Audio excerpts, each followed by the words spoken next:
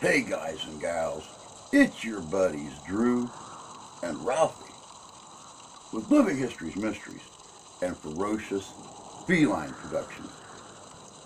You know, starting off this new year, we want to get more involved, more in depth with a lot of the mysterious legends, the myths, the history of our own little country. Our fledgling country, she's not even 300 years old yet. Compared to some of the other countries in the world, we're still in our infancy. And there's a lot about this country, a lot about this world that still remains a mystery. I was researching a totally different subject when I ran across stories coming out of Appalachia, the Smoky Mountains in the eastern part of the continental U.S. Stories of cannibalism, stories of missing persons, stories of mysterious deaths. And well, I had to look into it. But living up here in Michigan, I'm way far away from that location. So I wanted to go to somebody who lives right there. So today, we're going to go and we're going to visit our friend Brice from Atlanta, not very far from the lower part of the Appalachian Mountains. And we're going to see what she knows about these legends. Check this out. This is going to be good.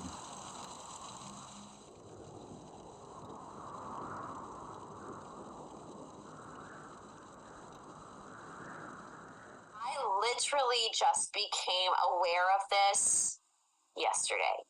And I am shooketh. I don't know how I went this many years living at the foot of Appalachia and not knowing about this. Obviously, I know a lot about Bigfoot sightings in Appalachia. I know a lot about cryptoid creatures like the Dogman. I have covered the werewolf of Georgia. I have also covered the lost prophecy of the Blue People with my friend Angie, because of course, if you guys remember, the Blue People, they're in Appalachia too. Now, they were up in like Kentucky, Virginia area, and we're going to be focused more with this story closer to me, which is part of Appalachia that runs the border of Tennessee and North Carolina. Now, with that being said, this phenomenon, if you can call it that, there are sightings and stories of this all over the North American continent. So it's not just my area of the world. Anywhere where you're living in crazy conditions, like Appalachia, you're probably going to have stories of this phenomenon. What am I talking about? I'm talking about feral people. Now, let me make this very clear. Feral people are not people who have decided to live off the grid. Feral people, from what I've seen in one day, in 24 hours of being like, what the fuck is this? There are two groups of feral people. We're only going to focus on the main group. One group of feral people is people who go and hide out in Appalachia or the Rocky Mountains or wherever, because they're wanted for like murder, like the Unabomber or something, and they become a little bit feral just for being in such harsh environments without civilization being around them. And perhaps they've run into Appalachia, run into the mountains to hide without preparation.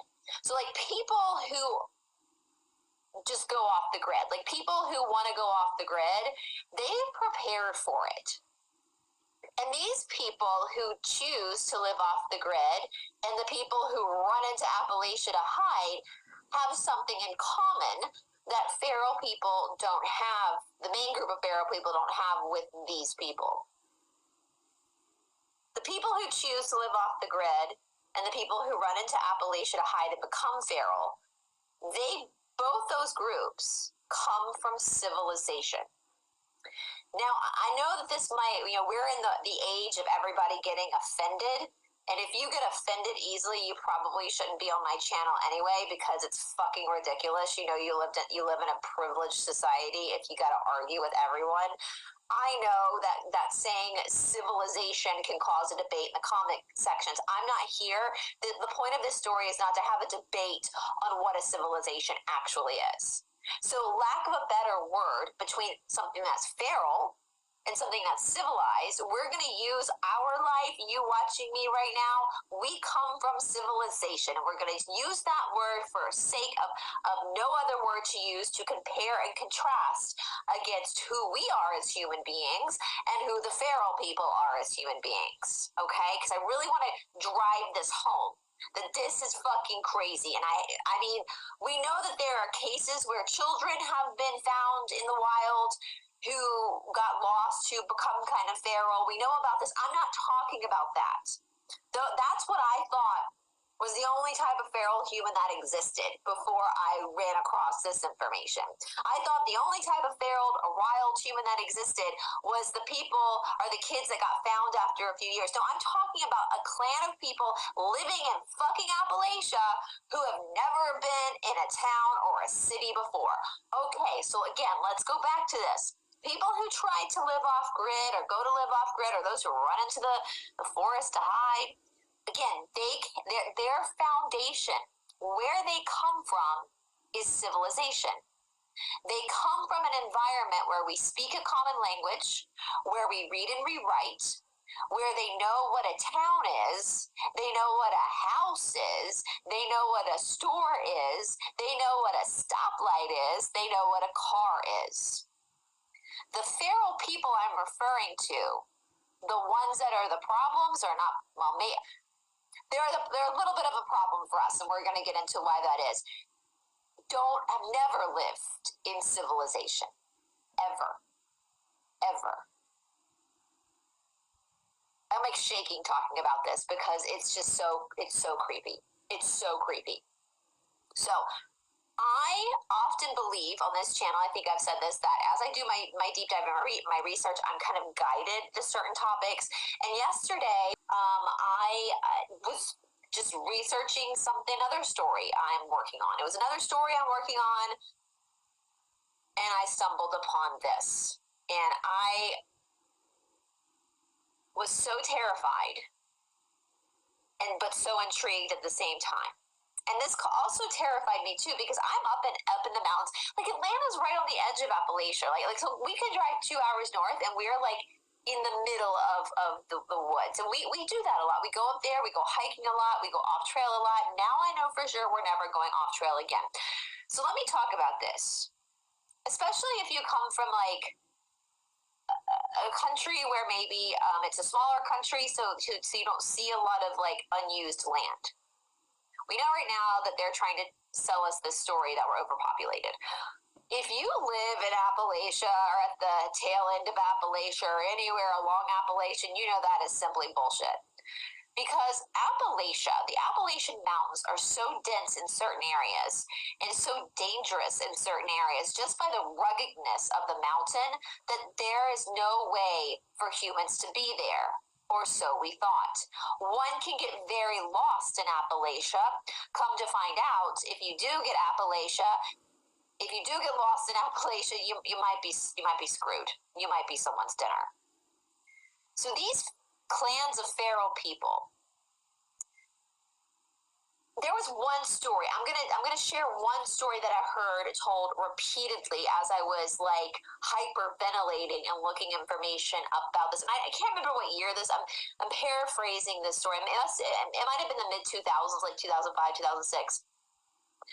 A man was seen very sick, kind of leaning up against a telephone pole. He had made his way close to civilization in the North Carolina area of Appalachia.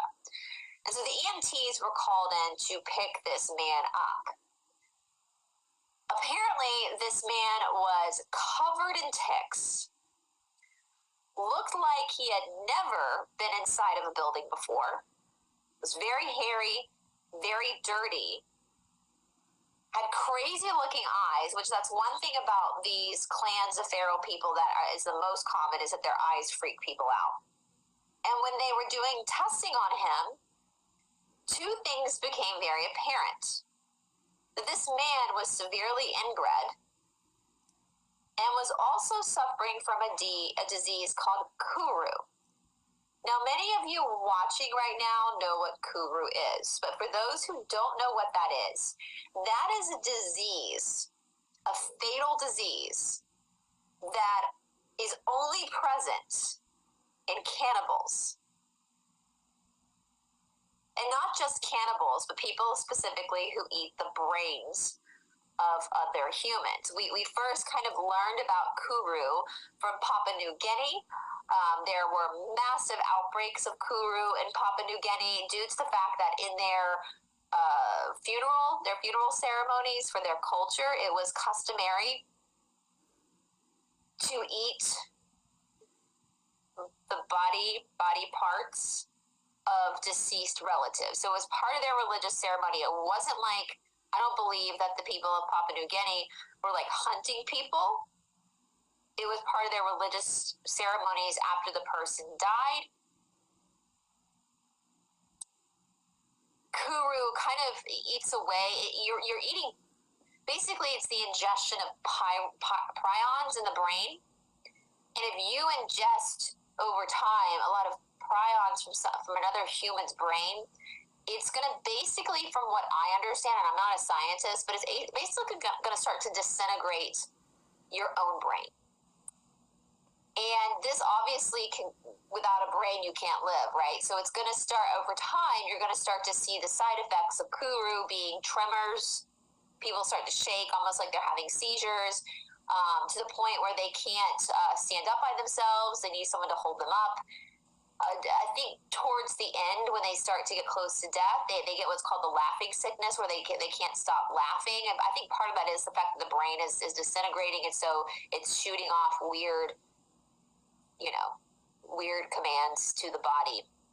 It is fatal. There is no cure for it, from what I understand.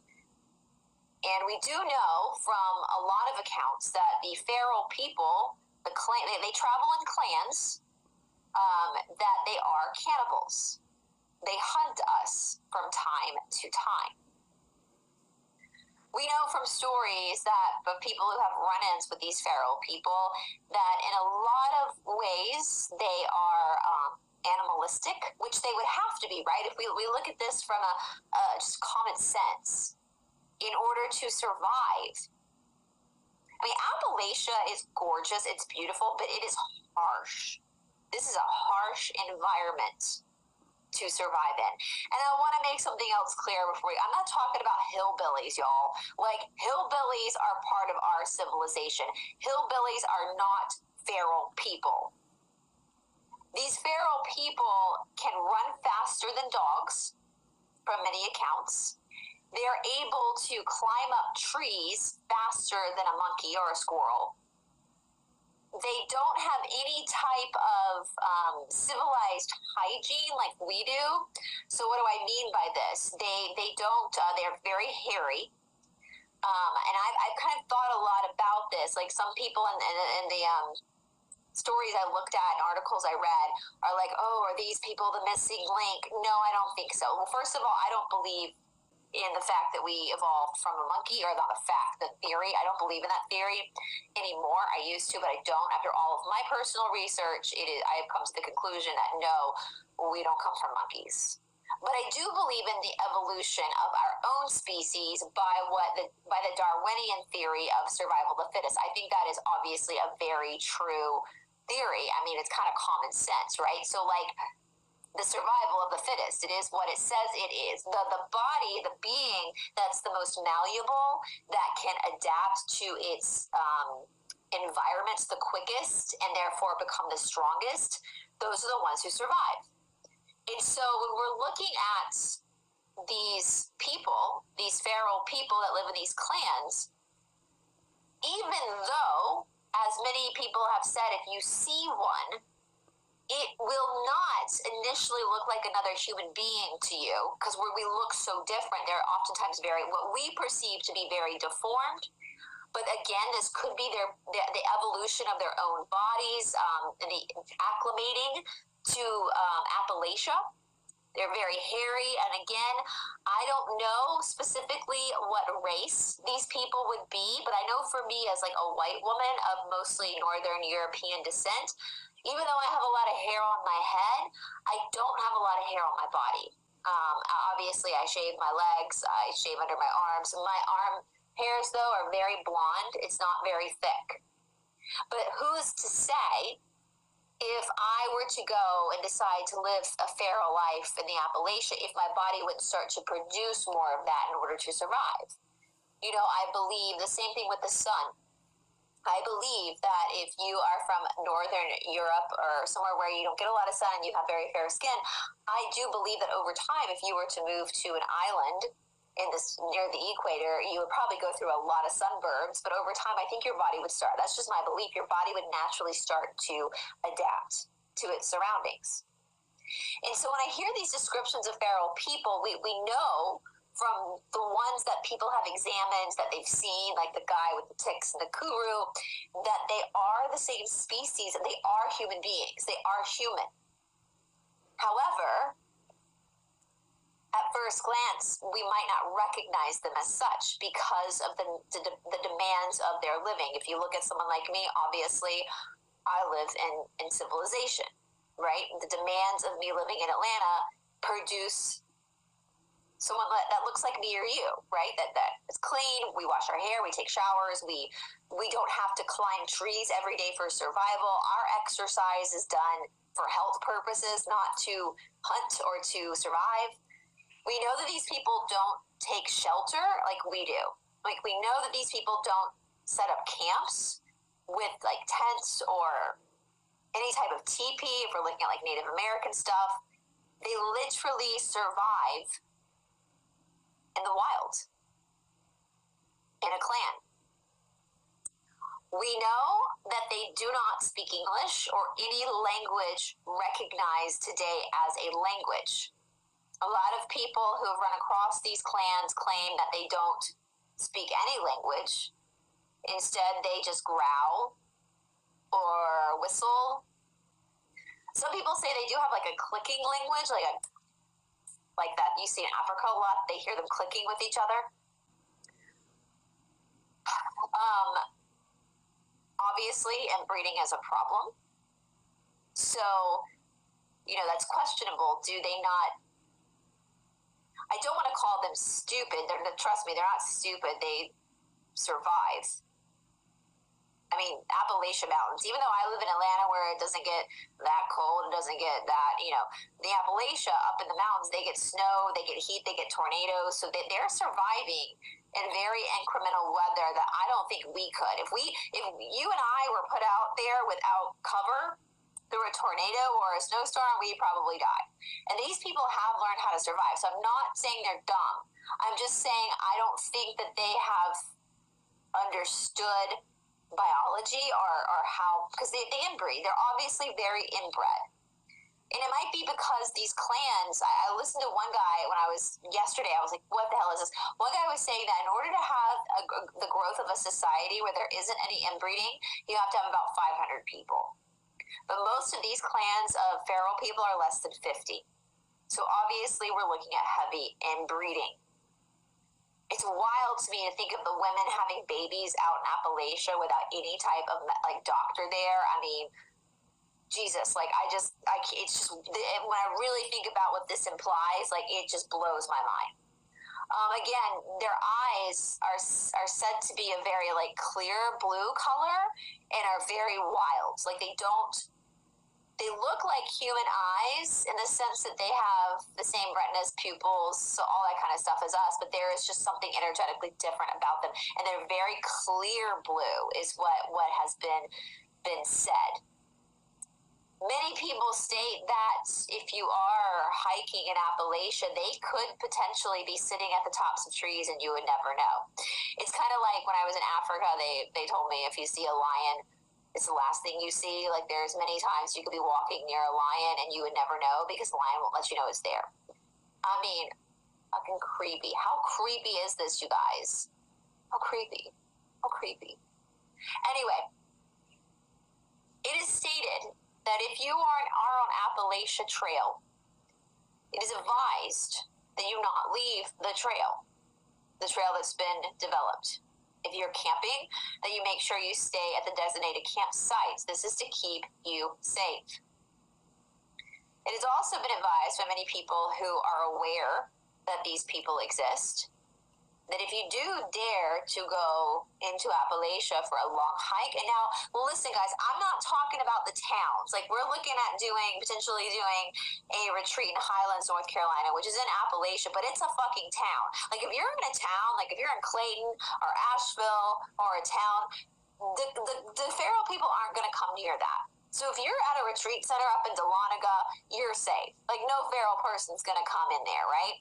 I'm talking about if you decide to go off on your own deep into the Appalachia, this is where you're going to have the propensity to run into these people. If you stay on the trail, you're probably not going to run into them.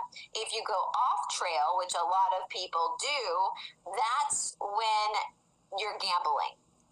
So it is advised that if you decide to do that, that you need to have a on you. Why is this? Because this is the one thing that will save you from them. They don't have these, from what I understand and all the research I have, but they do have spears, and they do know how to fight and to kill with their hands. It seems that they will not, though, bother you unless they feel threatened by you, by your presence, or they're hungry because they eat people, they eat us. There's no indication from any of the research that I've seen that they actually eat each other. So with that being said, if that is true, then at least they have some understanding that their clan is their own kind. But it appears that they don't understand that we are also their own kind. Another kind of creepy fact about these people is that they never have shoes. So their clothing is very, people say they dress in pellets from animals, like they create their own clothes, and they don't wear shoes. So their feet have to be extremely tough. Again, Appalachia, off-trail Appalachia is dense. There's sticker bushes everywhere. If I were to walk off-trail in Appalachia, I would probably last 2 minutes before I was just bleeding obsessively.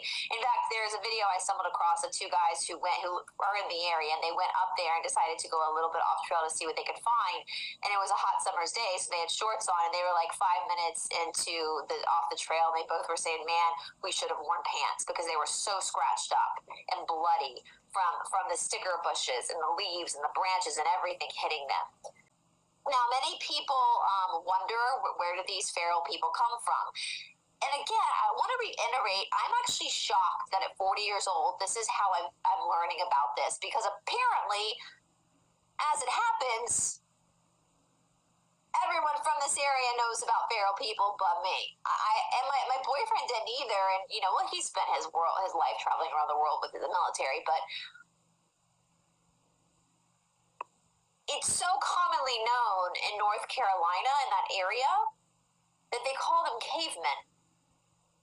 And it's just kind of known, you don't bother them, they don't bother us. Just leave them be.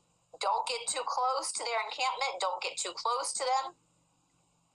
They don't come to our towns and our villages, they don't come and hunt from our streets, so we don't go out there with them. I say their towns or villages, it sounds like they're pretty nomad, that their clans kind of move around. It doesn't, no indication that they actually have like a home base. So where did these people come from? Like, I even said to my boyfriend, I was like, it would be really interesting if we knew what race they were, or if they're a bunch of races. I don't know. I don't even think people really register that when they see them, because they're so dirty and covered in hair that it's hard to tell their physical attributes beyond the shock of seeing somebody that appears to be deformed. I mean, could you imagine seeing a human being just covered in ticks? Disgusting. Barefoot, never had put shoes on. So there is a legend that some people believe that these clans of feral people generated from the Civil War. I don't believe this. I don't believe this because the Civil War was not that long ago historically. I mean, it was a long time ago. I mean, it's all relative, right? But historically speaking, so what they believe is that when the Civil War happened, because Appalachia is on the eastern board of the United States. So for those who are not familiar, if you're not from the United States, we believe the story that the controllers have told us about the settlement of this country. The colonists came in on the eastern border, right? So the 13 original colonies, Georgia was one of them, all the way up to Maine. Yeah. So when you get to when the boats came in, you go a few 100 miles in, all of a sudden you're in Appalachia. Now, the Appalachian Mountains are also the oldest mountain chain in the world. The world, my friends. So they believe that when the Civil War started, of course, it was happening all up and down the eastern seaboard, because that was the United States at that time, a little bit more western at that time, but this was like the heart of where it was. That people who lived up and down Appalachia because it goes all the way up to Canada, guys, Appalachian Mountains. So just decided the people that didn't want anything to do with the war, it's almost like when the draft dodgers ran to Canada from the United States during Vietnam. These people were dodgers who just ran deep into Appalachian Mountains. And that's when it's kind of like M. Night Shyamalan's The Village. However, because they were in a national park too, right? However, this is where I start to go, no, I don't think that's right. Because the way that these people act is so far gone from the way us in civilization act that I really don't see how this is possible. So if you've got Bobby and Mary and Janie and Sue and Tommy and Philip, and they all decide we're not going to have anything to do with this, we're just going to go deep into Appalachia, don't you think they would have set up a homestead somewhere? Like, don't you think people who were used to, like, living in a house, sleeping in a bed, having shelter, brushing their hair, bathing, however often they bathed back then, would want to create something deep in the woods in their own little haven that would resemble something of what they know? It's not just the creature comforts, it's what you know. You know we need shelter. We know we need X, Y, and Z. We know we need hygiene. We know all these things. So even though you might be aware that your life is going to be a little bit different, hiding, you would at least try to do something that mirrored how you know to live. And I think that would be passed down in the generations. Now, the Civil War only lasted like 5 years. So over time, I think you would peep out, look and see, okay, it's over, come back out. But if not, I think you would still pass down language. I think you would still be speaking to each other in English, and your children being born would hear you speaking, learn the language too. I think you would continue certain things like writing, how to write, you know? I think you would know that brothers and sisters shouldn't be boinking each other if you went and hid in the mid-1800s by that point. You might not know it about cousins at that point, but, you know, brothers and sisters shouldn't. So that kind of X-nays that for me. And with that being said, too, like I said, this is not, most of the concentrated stories we see are in Appalachia. That's where they mostly happen.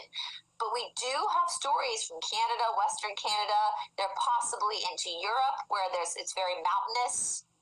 So this is not just a phenomenon that's happening here. I think these people have been around for a lot longer than we have. I know that they are not Native Americans because, and that's another thing that ex-nays the whole Civil War theory, is because apparently the Native Americans in this area also had stories about the feral humans.